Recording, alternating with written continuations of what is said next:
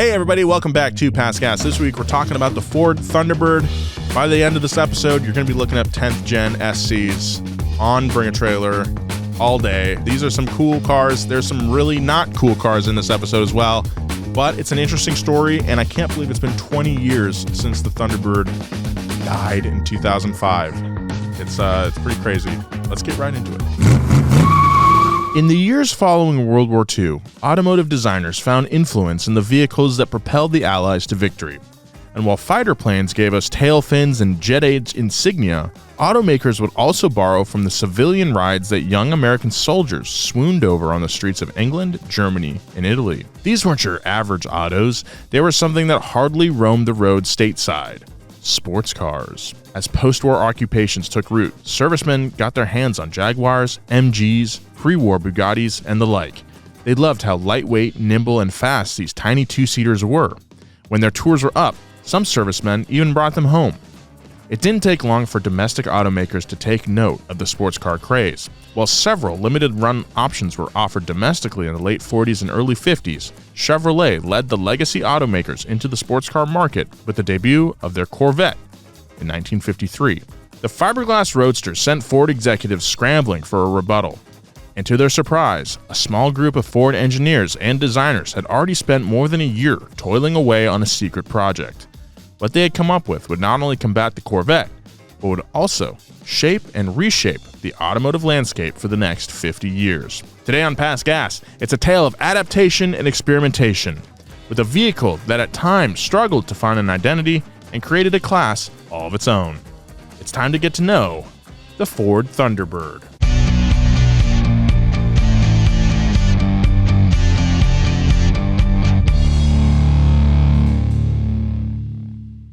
Welcome to the show, everybody. I am your host, Nolan Sykes, joined as always by Bart Bidlingmeyer across the table. Hi, happy to be here. Thank you for having me. You're welcome, Bart. You should say joined as often, because I don't think I was here last week. And joining us, sparsely joining us. Okay, yeah. Joining us peppered throughout this series. Yeah. Is Jimmy Hilton. Happy to be here. Happy to be peppered in. Okay. Yeah. And it fits because he's spicy. I like salt. I like salt on things. Salty too. He's salted in. How's that? Jimmy, what are you ordering for lunch today? It's family style, so I will be, putting a little meat, buttered noodles. Buttered noodles, pretty much.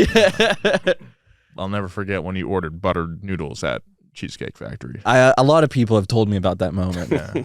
That it is a pivotal moment. You've come a long way, though. I have. Yeah, Devin has really opened my eyes to food. Parmesan on your buttered noodles. Yeah. Was that before you and Yeah, that was together? before. Okay. Yeah. So she changed you in that way. That's She good. did. And then you guys soon will be joined in marital bliss. And then It will be. Yeah. I'm so excited. You should be. It's I'm fun. stoked. It's good. Yeah. It's a good time. You should be.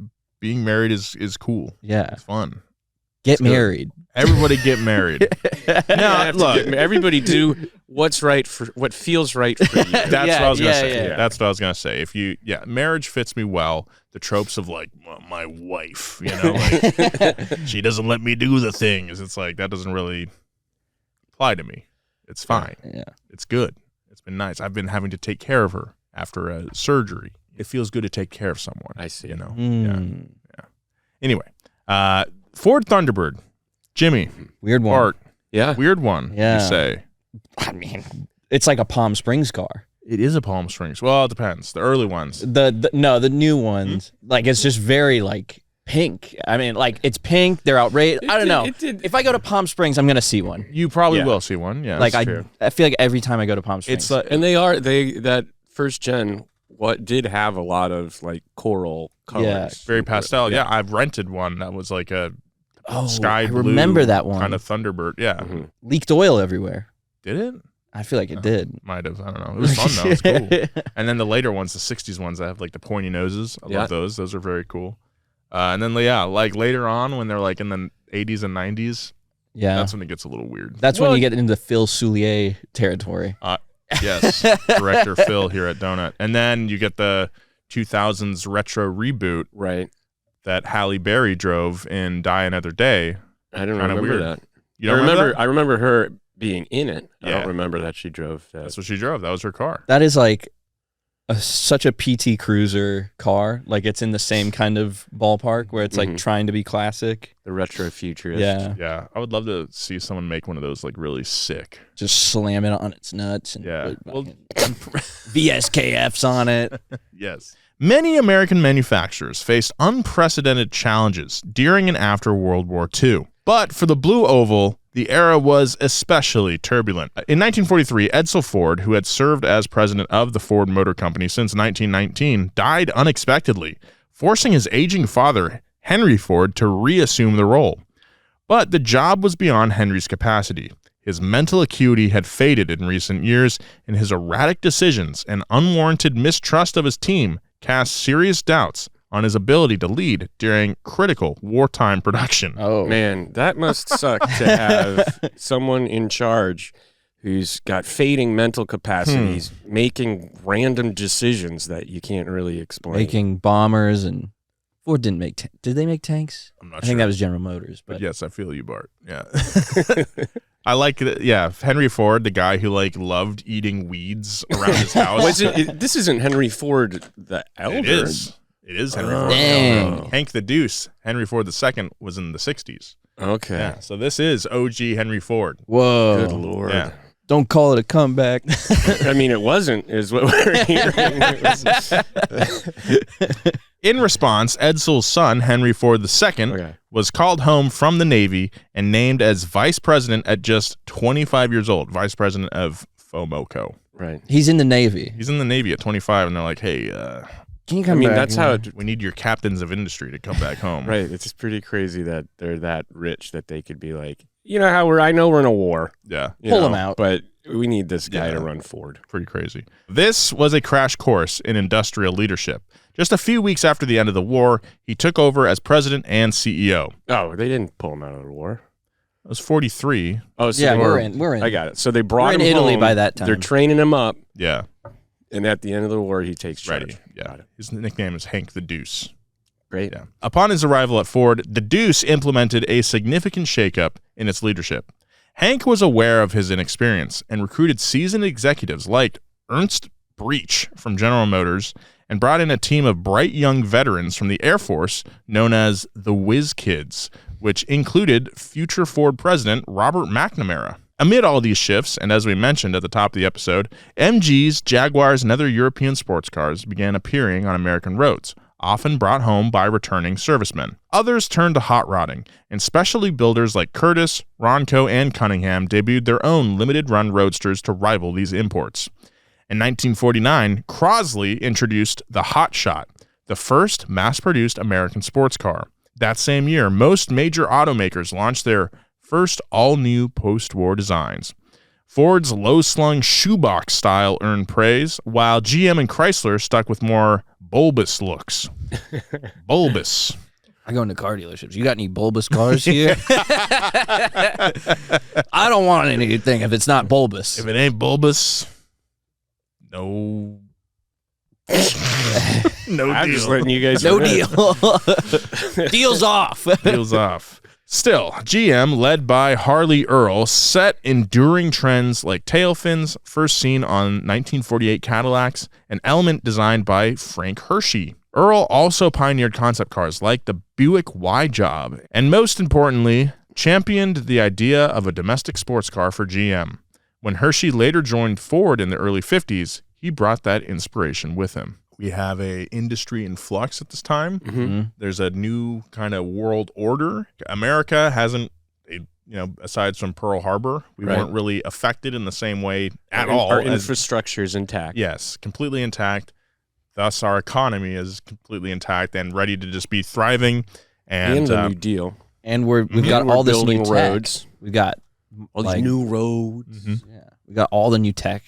That's true. So we're just primed for a middle-class explosion. Plenty of people with expendable income to purchase cars like this Crosley hotshot. That is so cool. What? I wanted to say cute. But it's cool too. It's a It's Don't they have one of those at the Peterson? I don't probably. I think I've seen one of those in person. That I'm trying thing to is think of so where. That is cool. hilarious, dude. Dude, I want to Yeah. buy that and then just ship it to Catalina Island. Just drive it around there. That's good. It's golf cart in proportions. Yeah. Dude, throw a freaking rotary in there. Whoa. Make like little 12A. Yeah, dude. Make like 600 horsepower with a turbo. Call up Rob Dom. Robbie, baby, I got your next project for you here. Robbie, baby. I saw Rob earlier this year. Very nice guy. I want to meet him. Talk to him about Miatas and Mazdas. That'd be cool. He's a cool guy. We'll be right back after these messages. Some people just know they could save hundreds on car insurance by checking Allstate first. Like to check your parking brake is off first before pulling out of the driveway. You're gunning it, trying to make it to work on time, but something's wrong. You get out and check under the hood, you try again, the whole car's vibrating, and it smells bad. You left the parking brake on. Total amateur move. Checking first is smart, so check Allstate first for a quote that could save you hundreds. You're in good hands with Allstate. Potential savings vary, subject to terms, conditions, and availability. Allstate North American Insurance Company and affiliates, Northbrook, Illinois.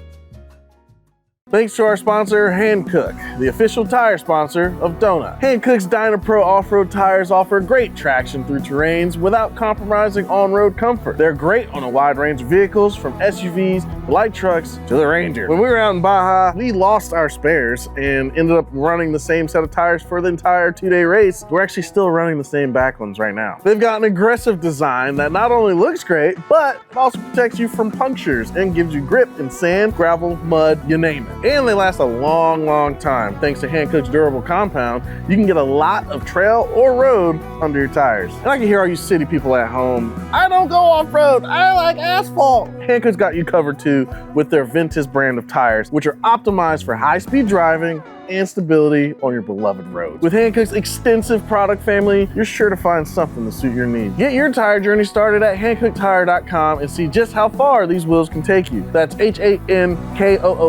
HankookTire.com. Now back to the show. Under Earl's leadership, the European-inspired Corvette debuted at the GM Motorama in New York City on January 17, 1953. It sent shockwaves through Detroit, and Ford execs fell into a frenzy. But unbeknownst to them, Hershey, designer George Walker, and vice president of Ford's car and truck division, Louis Crusoe, had been spending their free time taking stabs at what a Ford sports car may look like for more than a year before the Corvette's debut. Within just weeks of the Corvette's unveiling, full-size mock-ups of their new car appeared in the war rooms at Ford. Hank the Deuce and his crew provided input and pressed the team to get it ready for action as soon as possible. They did so using every tool imaginable, including the Corvette itself. Uh-oh. The team had a tight deadline, with a public debut set for February of 1954. As the day drew near and the prototype neared completion, one thing had yet to be decided: a moniker or a name. What are we going to call this thing? Well, Ford moniker. Names like the Detroiter, Runabout, Seville, and Beaver all earned a second look, but none properly reflected what they were building. Yeah, I got that new Ford Beaver. Got that car you wanted, boss. Sure, Jaguar, that's a good one. That's a good animal to name a car great after. animal. Yeah. Powerful. Cougar. Mercury Cougar. There's a good one. I mean, there's a lot of animals out there. Panther. The Panther. Tiger, even. Platypus would have been good. Where's Joe? But Beaver. Anyway, Ford was hoping to carve out a brand new niche, and an internal contest was held to find the perfect name. Stylist Aidan Giberson's submission got the vote. So they were naming kid. I'm sorry. His name was Alden Giberson. I was like, Aidan. They're naming kids Aidan back then. Is it Giberson or Giberson? Probably Giberson. I went to school with a guy named Giberson. It's probably Giberson. When the doors to the first post-war Detroit Auto Show opened on February 20th, 1954, thousands of people streamed into the Michigan State Fairgrounds. While the usual suspects displayed their latest sedans and pickups, the Ford display attracted people for a different reason: an all-new two-seater emblazoned with the name Thunderbird. Nice. Yeah, can we get some thunder? You need both the bird and the thunder. Yeah. Thank you, Jimmy. Journalists hit the wire to give their takes on Ford's newest sports car. But Ford had an interesting response. They claimed it wasn't a sports car at all, but rather a personal luxury vehicle that wrapped performance and grandeur into a neat 3,000-pound package. Whoa. What a name. Personal luxury vehicle. So what's the difference between a sports car and personal luxury? What sports cars lacked in convenience, they generally made up for in performance. The T-Bird attempted to offer both. It had power brakes, steering and windows, plus an automatic transmission, sound deadening, a removable hardtop, and functional heater, radio, and other accessories. It also had a steel body as opposed to the fiberglass Corvette. I'm assuming all of that was optional. Honestly, I would guess not, honestly. Like, this is... That's what again, you get. It's the personal luxury car. Yeah. Yeah, and perhaps the most impressive aspect of the whole car sat under the hood. The 292 cubic inch, 198 horsepower Y-block V8 featured in the concept shed light on a stark failure of its market foe, the Corvette. In its second year, 1954, the fiberglass sports car still only carried one engine option, the Blue Flame six-cylinder that produced a paltry 155 horses. 198 for the T-Bird? Yeah, dude. That seems like a lot back then. Yeah, in the mid-50s, that's pretty impressive. Darling, they got this thing called the Thunderbird. It's 198 horsepower.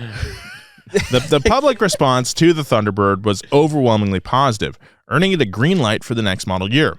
Following a few refinements, the first production T-Birds left the River Rouge plant in Dearborn, Michigan on September 9th, 1954. When sales started on October 22nd, some 4,000 people left deposits with their local dealers. The Cleveland-built Ford V8s found their way into the production model and could be paired with a 3-speed Ford-O-Matic or 3-speed manual with or without overdrive.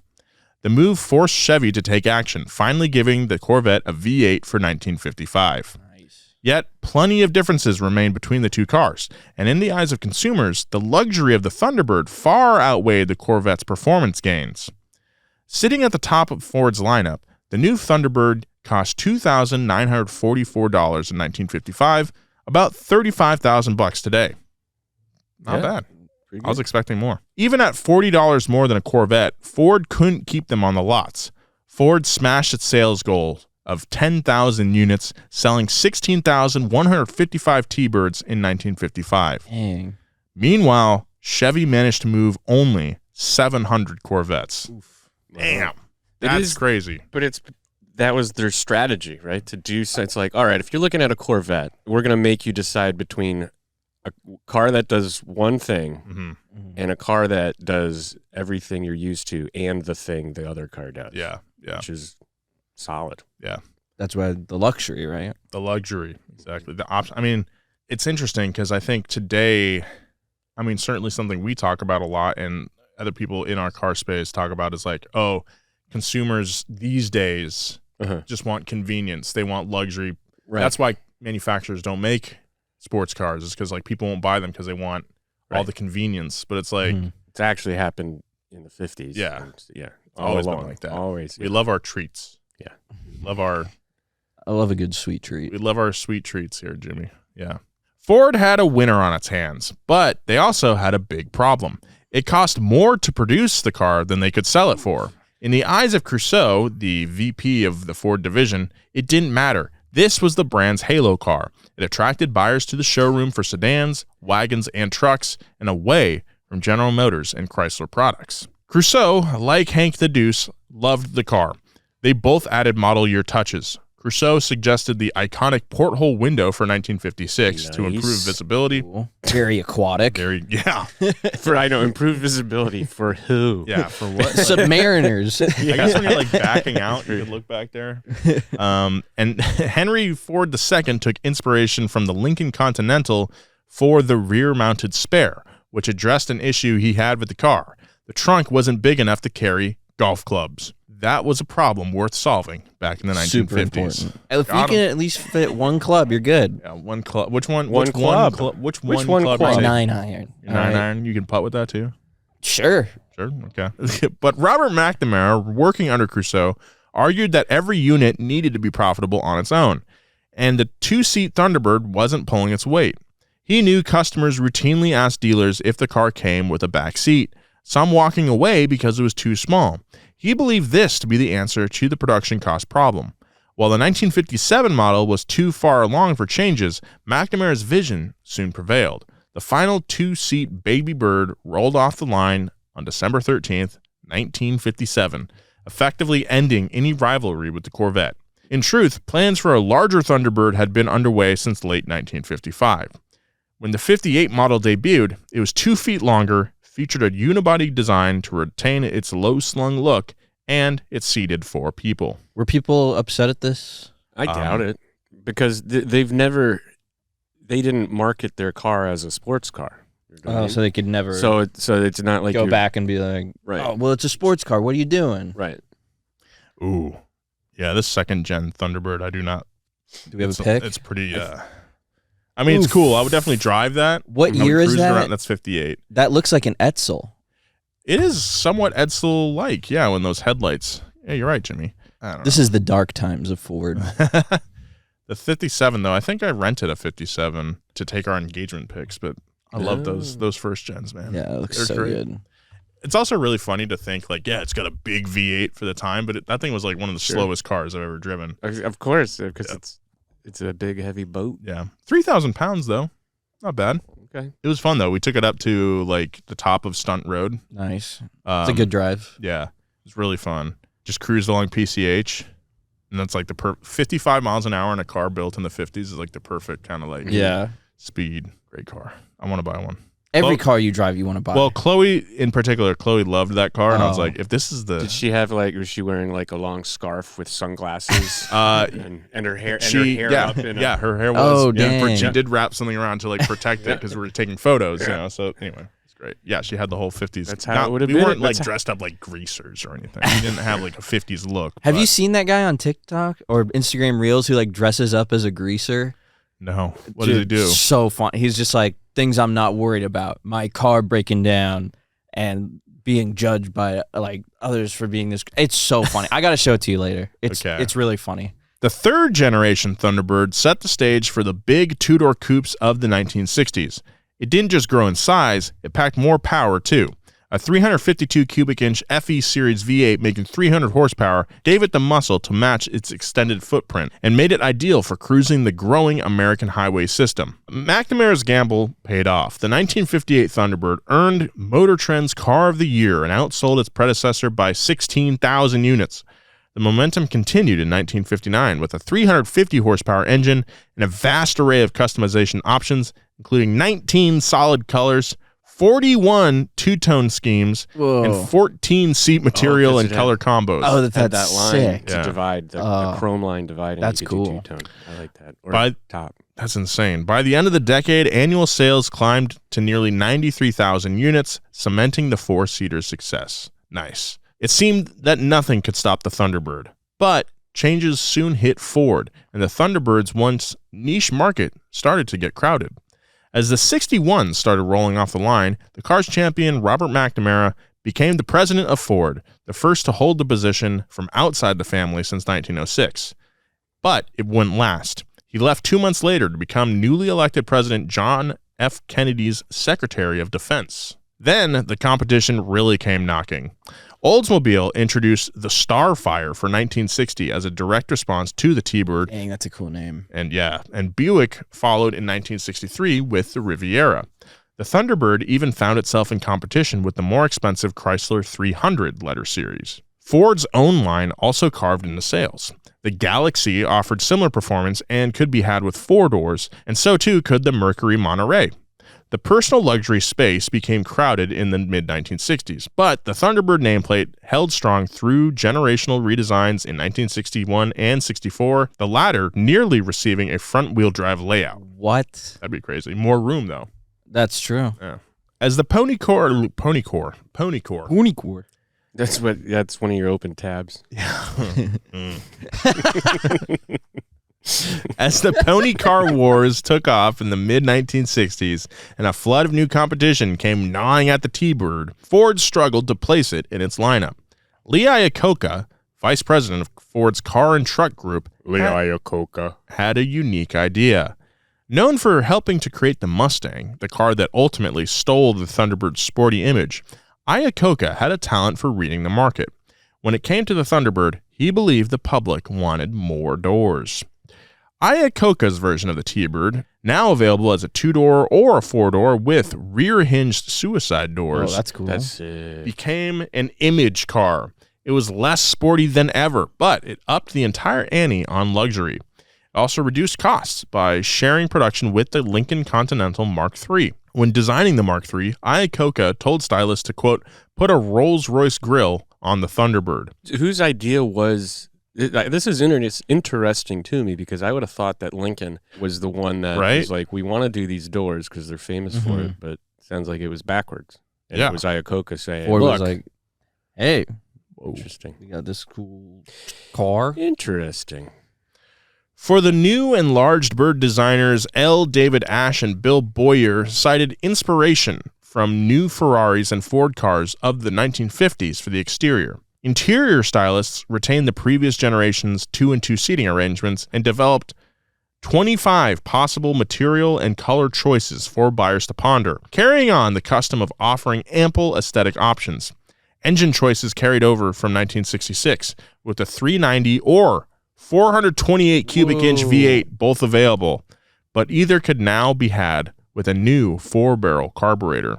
That's funny. They're probably just chugging around giant motors like that with 2 barrels. It's gnarly. 428 V8 and a Thunderbird. That'd be sick as hell. The updated Thunderbird also benefited from a marketing scheme produced by clothing retailer Abercrombie & Fitch. They commissioned 5 fully optioned Thunderbirds, tacked Apollo on the end of the name, and each was updated with exciting features such as telephones, TVs, reading lamps, and more. What year is this? This is in 66. Though built for display in Abercrombie & Fitch shops, each one cost close to $15,000, up from a base price of $4,603.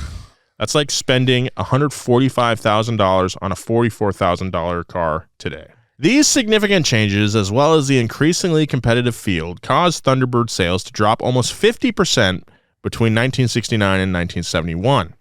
When the time came to reimagine the T-Bird, a tidal wave of leadership change rushed the next generation's development. I mean, okay, this 5th gen, it's losing me. I don't care for it. I don't care for it. No. I don't mind it. I like that. I don't mind it. It feels like the evolution of that front grille is pretty cool, and I like that they're trying to see where they can go with it. It does look more like a Galaxy, I'll say. I will say it looks very much more like a Lincoln now because they're sharing a lot of components. We'll be right back after these messages.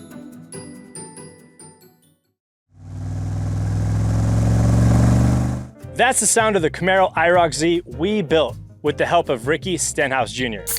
And that's the sound of you cracking a can of NOS Energy and visiting drinknos.com/customcar2025. Dude, no way! And that's the sound of a donut fan winning the Camaro IROC Z. That's right, NOS Energy is giving away the Camaro IROC. We worked super hard on this thing and it stops on an absolute dime now, by the way. It's got all kinds of upgrades, a supercharger, a brand new exhaust, suspension, and a whole lot more to make it track ready. NOS Energy will pick one grand prize winner and multiple second prize winners. You don't have long, so hurry up and visit drinknos.com/customcar2025 for all the details on how to enter for a chance to win. Now back to the show. As the faults of the 5th gen came into focus, Henry Ford II, a.k.a. Hank the Deuce, recruited Bunky Knudsen from General Motors to become Ford's president in the first quarter of 1968. Bunky Knudsen, huh? He started by laying out his vision for Ford's lineup, to which many long-standing executives disliked. This political infighting resulted in Bunky only holding in the role until September of 1969, at which point Hank the Deuce fired him in favor of career Ford man Lee Iacocca. Despite Bunky's short stint, his influence flooded upcoming Ford products. Starring Tom Hanks as Bunky. Including the upsized 1971 Ford Mustang and the 1970 and 71 Thunderbird, which featured the infamous eagle beak or bunky beak grill. Well, now I got a Bunky beak. Hey, yo, bring out the bunky beak. Oh, that's a beak. I got to see this bunky beak. That's a beak. The bunky beak. Oh, that is a bunky beak. That's a big car. It's kind of losing. Now it just looks like a Chevy. It just looks, yeah. Oh. That thing looks like it's going to dive into the river and pluck out a fish. Yeah. I knew we should have called it the beaver. If it were the beaver, it would be flat in the front with the two teeth. Yep. Prior to his release, Knudsen made it known he wished to revert the Thunderbird. He wished to ruin the car forever. I hate this car. I don't like this car at all. He wished to revert the Thunderbird to its sporting roots.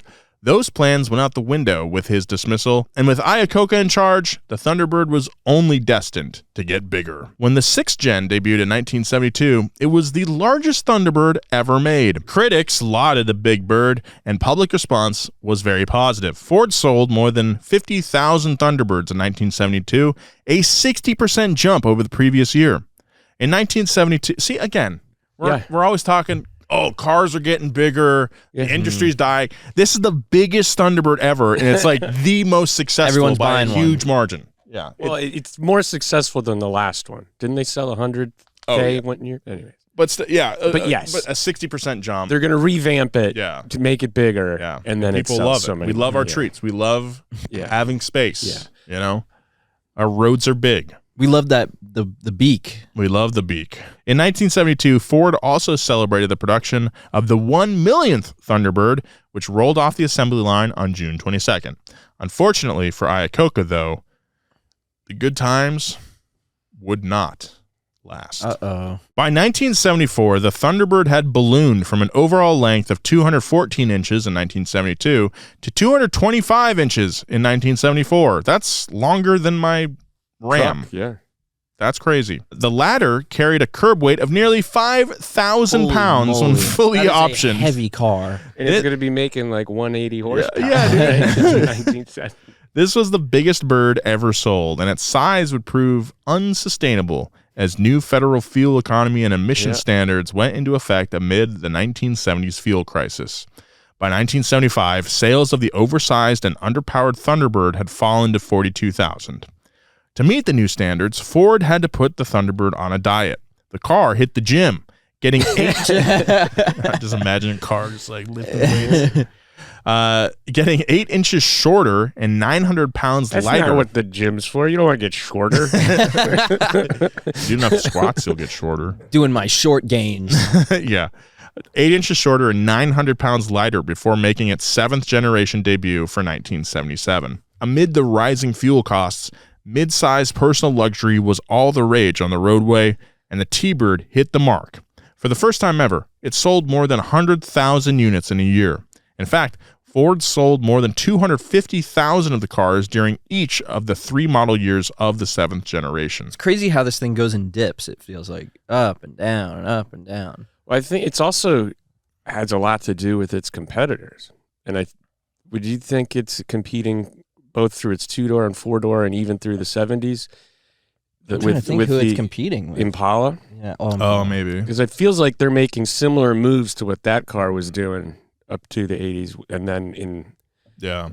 The 7th Gen featured a detuned 302 V8, which improved fuel economy and helped bolster sales.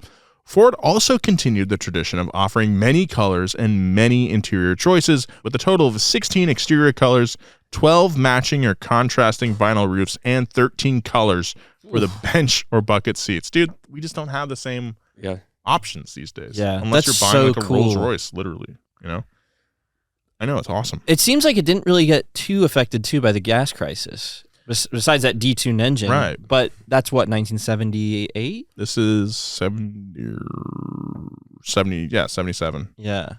However, to get prices down, many standard features were removed. Oh. No longer did the car come with AC, bumper guards, color-keyed seat belts, or power windows. Instead, buyers could check up to 44 option boxes, driving the price of the base model up of $5,000, around $27,000 today, to as much as $12,000 or $64,000 in today's money. So like more than double with all the options. That's pretty gnarly. There was this feeling that they had to compete with the German luxury and that they could do it. It's like you could spend that much money. I'd rather go get or you could spend a lot less and have a car that kind of looks like it. As the 80s began, another leadership changeover at Ford disrupted the T-Bird's development. It lost 3 important advocates, including Iacocca. I love that we're calling it development instead of deterioration. Who was fired in 1978. There's also VP Gene Bordenat and Hank the Deuce, who retired in 1980. Though it's arguable he kept a hand in the business until his death. All 3 had influenced the next-gen Thunderbird, but none remained to see it completed. The result was a compromised product. Built on the smaller Fox platform, the new Thunderbird was 17 inches shorter and adopted squared-off styling. While the 302 V8 remained available, Ford introduced an even more feeble 4.2-liter V8 that made just 115 horsepower. For the first time ever, an inline 6 was offered as well. The 6-cylinder delivered up to 26 miles per gallon compared to the V8's 21, but performance lagged and sales plummeted. In 1982, just 45,412 units were sold, and only 40% carried the 200 cubic inch 6-cylinder engine. By the mid-'80s, the Thunderbird the Thunderbird had nearly returned to its roots. It was a sporty, compact coupe capable of seating 4. It also managed to recapture the personal luxury identity it helped define, and even rode on a footprint similar to the original. But one thing hadn't come full circle: the performance. Though design work for the 9th generation model began in 1978, the long lead time was needed to achieve advanced aerodynamics. The result was a rounded, sleek aero coupe, which was a breath of fresh air compared to the boxy malaise era designs. Under the hood, things got really interesting. We also just got done praising the boxy malaise era designs pretty heavily. Under the hood, things got really interesting. The 5-liter V8 returned to the Bird, and a 3.8-liter V6 could be optioned. But the Turbo 4 was what really got people talking. In its debut year of 1983, the 4-banger produced 142 horsepower, 12 more than the V8. I did not know that. Yeah, me neither. By 1985, the Turbo T-Bird's horses jumped to 155. The Turbo option initially came only with a Borg-Warner 5-speed manual transmission, marking the first non-auto option in a T-Bird since 1960. With the gauge of success being sales, you can say Ford had a winner on its hands. A total of 121,999 T-Birds flew the coupe in 1983, including more than 12,500 turbo variants. I think it's notable, too, that since the first 2 or 3 gens of Thunderbird, from today, if you looked at subsequent generations, you'd be like, that's a Thunderbird? Mm-hmm. I think this is the first generation where you're like, yeah, that's a Thunderbird. Where it's in, it is a shape of a Thunderbird. Those numbers continued to climb, and Ford aimed to capitalize even further. The 9th generation, still riding on the Fox platform, went through a major refresh from 1987. I love that it's like every 3 years. I know. It's crazy. Unreal. Major refresh from 1987, aesthetically and mechanically. While the updated interior and exterior shined, the addition of an intercooler on the Turbo Coupe gave it the same drivetrain as the Mustang SVO. Oh, that's cool. When equipped with the manual transmission, it pushed 190 horsepower, resulting in an 8-second 0-60 and 143 mile-per-hour top speed. Critics loved it, and Motor Trend named the Turbo Coupe its 1987 Car of the Year. Dude, I gotta see this car. Would it be cool to build one of these to like a track spec, put like a roll cage in it? I actually do. Mm-hmm. I like these a lot. Yeah, that's cool. And that hood, the way the hood comes down on that is pretty sick, too. This would make it probably a good Bonneville What kind car. of beak is that? That's right, it's the beak. It's the beak. A major overhaul arrived just in time for the 1990s, all centered around a single engine option, the Essex overhead valve 3.8-liter V6, which came in naturally aspirated and supercharged variants. The Thunderbird won Motor Trend's Car of the Year for the 3rd time in 1989, specifically the Super Coupe, or SC for short. It's rated at 210 horsepower and pushing 12 pounds of boost. The SC could run 0-60 in 7.5 seconds and hit a top speed of nearly 140 miles per hour. Honestly, at that time, for how big this car is, that's pretty impressive. That's impressive. That's cool, man. That's neat, dude. And you can neat. Swap out all the Fox body components too if you wanted. Yeah, dude. Now we're talking, Jimbo. That's neat. These are cool too. I like these. Yeah. I like these. I can smell the cigarettes already. That's a Radwood car. Yeah, these are cool I can though. smell the cigarettes. Like, Pretty good. this is sick, dude. Thunderbird SC. All right, we all getting We're Thunderbird all getting SCs then? SCs, dude. We're all getting We're going probes. 3D We're all getting And SCs. we'll be the Thunder Boys. Boys. Yeah, dude. Straight up. This iteration of the T-Bird found particular success in NASCAR in the 1990s. In 1992, Alan Kulwicki drove a Thunderbird in his championship run, 1992. In 1997, Ford also won the NASCAR Manufacturers Championship. It was a great way to celebrate the end of the Thunderbird. Because after 43 years of continuous production, Ford pulled the plug that same year. Yay. What? For more than 40 years, the Thunderbird had been Ford's most malleable model. It could take many forms because its name always reflected what it set out to be, personal luxury. The T-Bird could be described as luxurious, sporty, fun, and Personal. and occasionally fast. When management called it quits on the iconic nameplate, an uproar ensued. Inside and outside of the blue oval, Ford's upper management listened, and as they watched retro-inspired cars like the Volkswagen Bug and Plymouth Prowler roll down the streets, Ford decided to get a slice of that sweet, sweet nostalgia pie. Almost as soon as the Thunderbird's demise was announced, a small team at Ford got together to spend their evenings trying to save it. Ooh, a little skunkworks action. The secret mission was reminiscent of the original Thunderbird's development. Global VP of Design Jack Telnack caught wind of the project and became a major proponent until his retirement. His replacement, Jay Mays, famous for reworking the iconic VW Beetle that had recently hit the streets, brought his retro experience to the table and pushed the plan forward. The end result was a throwback to the original baby birds of the mid-50s. With a concept debuting at the 1999 North American International Auto Show, it generated positive enough response that Ford's new president, Jack Nasser, gave it the green light. The retro Thunderbird had a single engine option, a 3.8-liter Jaguar V8 that produced 252 horsepower. This was when Ford was making Jaguar Tauruses. It was not the 3-valve V8. It was a Jaguar V8. This thing was connected to a 5-speed auto with a select shift auto stick option. When sales started for the 2002 model year, it appeared Ford had another winner on its hands. More than 30,000 sold that year, and the T-Bird earned its 4th Motor Trend Car of the Year award. I did not know it won that. That's crazy. It's got to be some kind of record. 4? Yeah. 4 in a row. For one model? Unfortunately, though, lofty sales goals failed to hit their mark. Sales fell by more than 50% in 2003. It's all the people who were excited about the car had already bought it. Yep, exactly. And sales continued to drop year over year. It held on through 2005, marking the 50th anniversary of the Ford Thunderbird. If we could just make it to 50.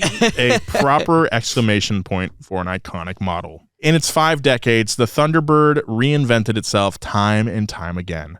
From taking direct aim at Corvette and defining style in the 1960s to sharing assembly lines with its upscale siblings from Lincoln and reverting back to its former self just in time for its 50th birthday, the Thunderbird always remained true to its roots as a personal luxury vehicle. While it has been 20 years since the Thunderbird flew, Ford did renew the trademark name in 2021. Could there be another resurrection in the future?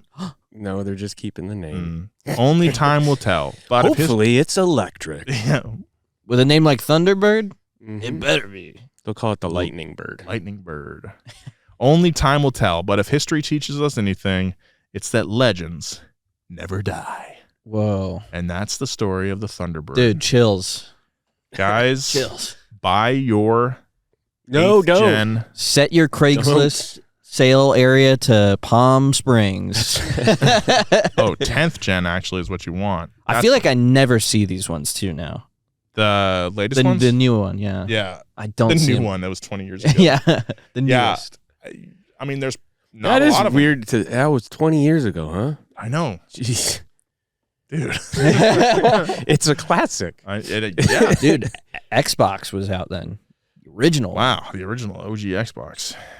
Wow. Yeah, you could go buy a copy of Halo 2 in that car. So that's the Thunderbird. I'm hyped on him now. I'm more hyped on him than the Probe, honestly. The Probe. I'll be honest. I like this more than the Probe. Thank you guys so much Thanks to our writer this week, Brian Corey, and our primary source for this episode was Thunderbird 50 Years by Alan H. Tast. Follow Bart at BidsBardo on social media. Follow Jimmy at RussellJimmy.jp. Follow me at Nolan J. Sykes. Big thank you to our crew, as always. We got Audrey, Edgar, and Mark behind the camera there. And thanks to you for listening, as always. We will see you next week. Bye-bye. Bye.